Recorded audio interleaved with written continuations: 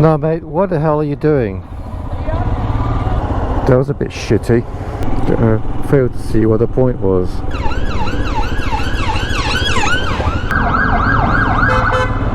Things really are hotting up. Well, good morning everybody, and welcome back to the channel, where we're now in the middle of July. And Waynetta here has just had her 3,000 mile service, which includes a valve clearance check and the other change I've made is I've installed a dual camera system on the bike wired into the battery, so there's a camera at the front and a camera at the back recording in a loop.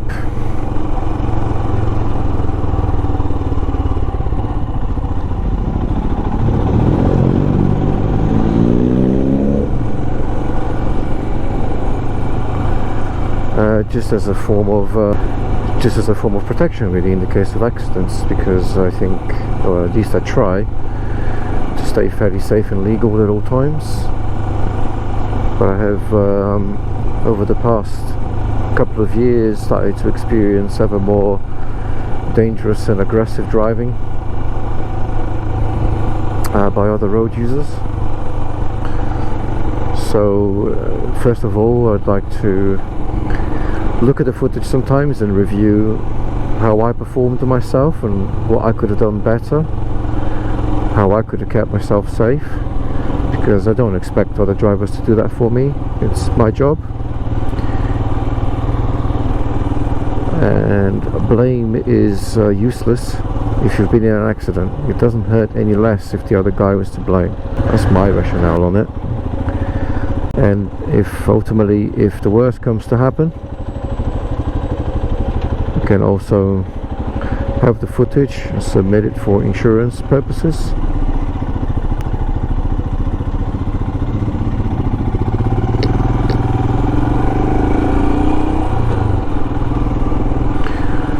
Or to report very bad, dangerous, illegal behavior to the relevant police force, because I'm not police and I'm not going to mete out any punishment.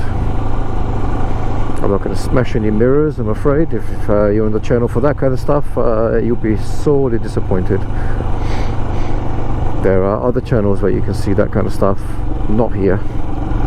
Well, hopefully not here. My intentions are good. But if I see somebody who's behaving very dangerously, like cutting up, driving very aggressively,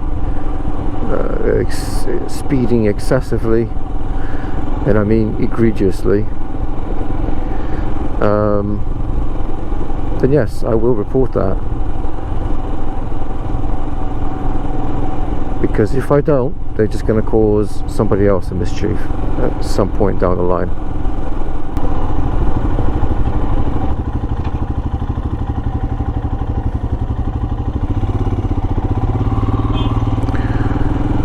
So what else has happened? As I said, the 3,000 mile service.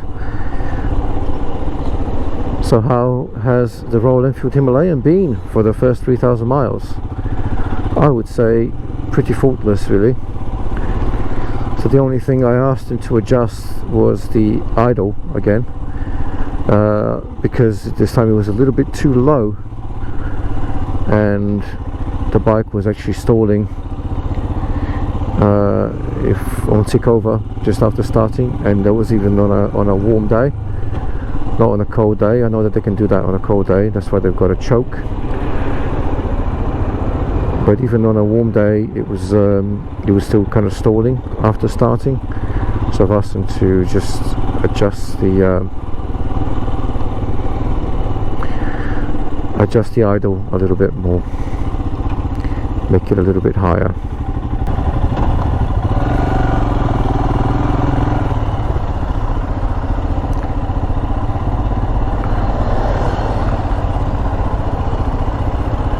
That was a bit shitty.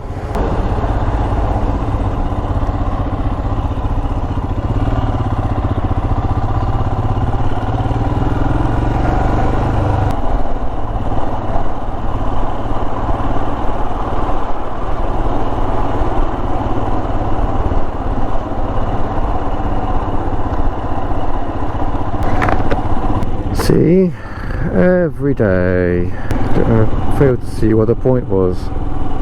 She's just stuck behind the van now. It's not got any further.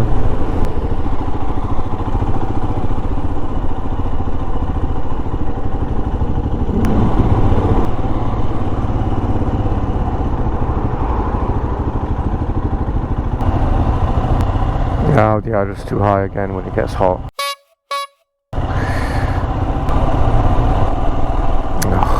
This road is still closed. This is very annoying.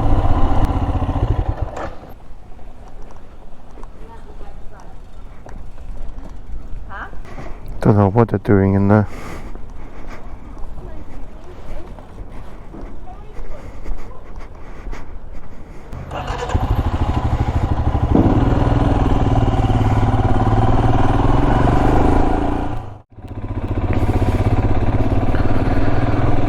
Right guys, so continuing on from this morning, I think I was talking about something, but I got interrupted and distracted, trying to focus on navigating traffic and not getting killed.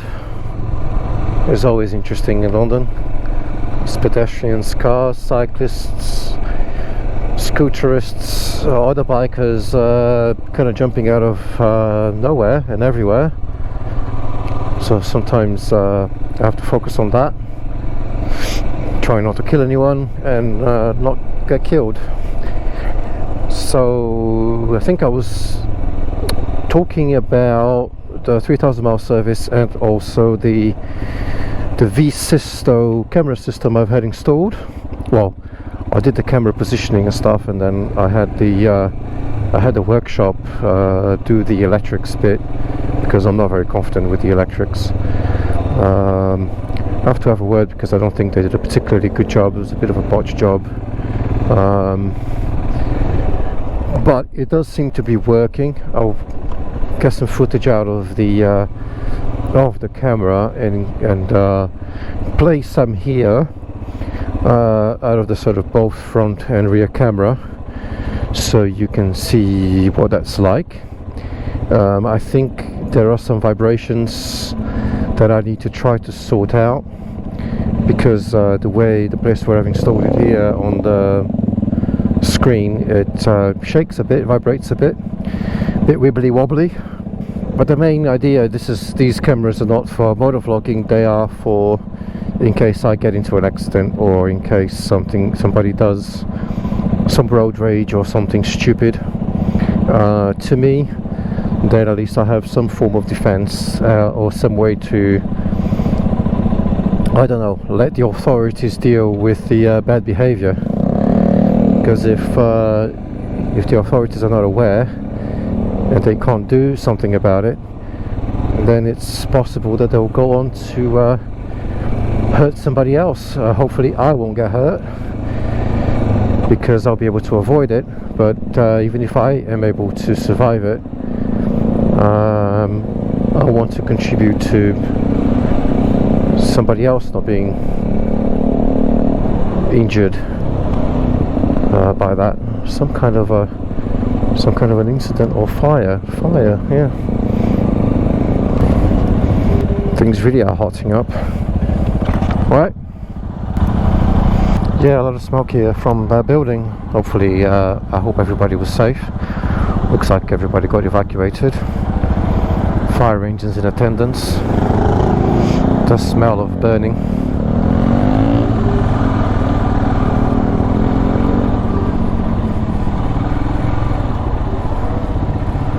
Let's navigate this nightmare here. Yes, buddy, go on, go across.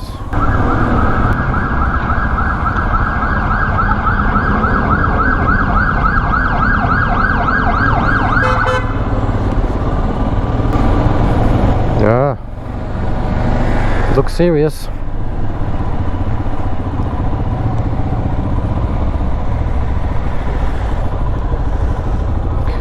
No, mate, what the hell are you doing?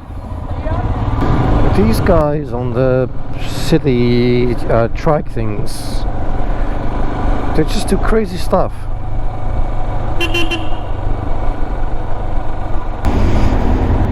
Yeah, the outside temperature gauge is showing 40 degrees. I think that's a lie. It's probably more like 30, 32 maybe. It is still pretty warm. There's a lot of heat coming off the engine. So if we can get moving, that would be great. So we had the 3,000 mile service. That's the interval on the Himalayan, 3,000 miles. And it does involve a valve clearance check. Had that done on Monday. And the whole bill for it was £140, again most of which was labour because of the checking the valves. They did adjust the chain slack as well.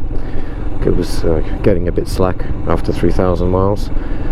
But other than that, Waynetta here has been a great workhorse. Has not caused me any issues that weren't relatively simple to resolve. So I'm relatively happy.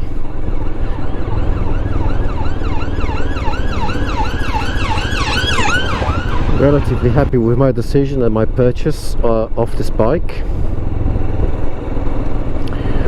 There's everything I needed to do, and I still haven't had a chance to take it off-road. It's just been very busy with work. I'm now facing the possibility of having to get together more often with my colleagues and work on weekends because we're working on some bids. It's all good in the long run. It's more noob pounds to spend on noob bikes and noob bike gear. So it all pays off in the end, in the long run.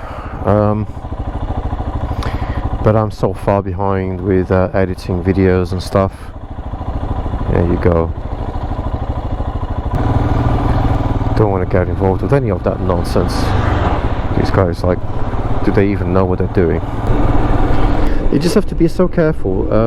All sorts of road users in London that just don't understand the rules.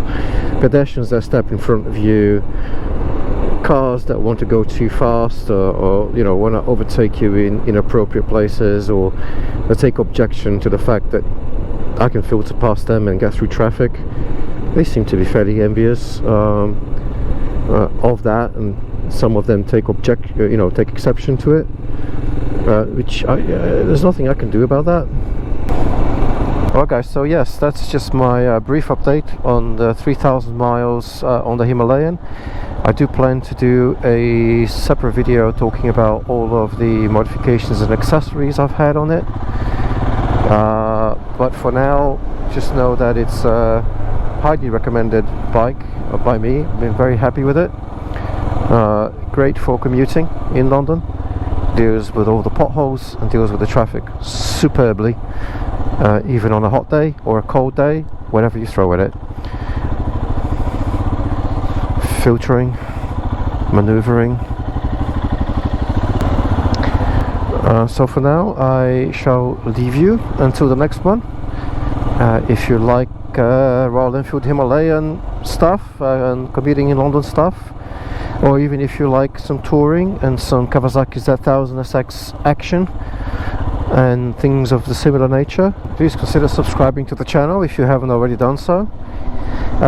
Whatever you do, if you like the video, give it a thumbs up. If you didn't like it, give it a thumbs down. Let me know in the comments below why you didn't like it, or let me know why you did like it. In any case, thanks very much for watching if you got this far, and I'll see you in the next one. For now, it's Noob out.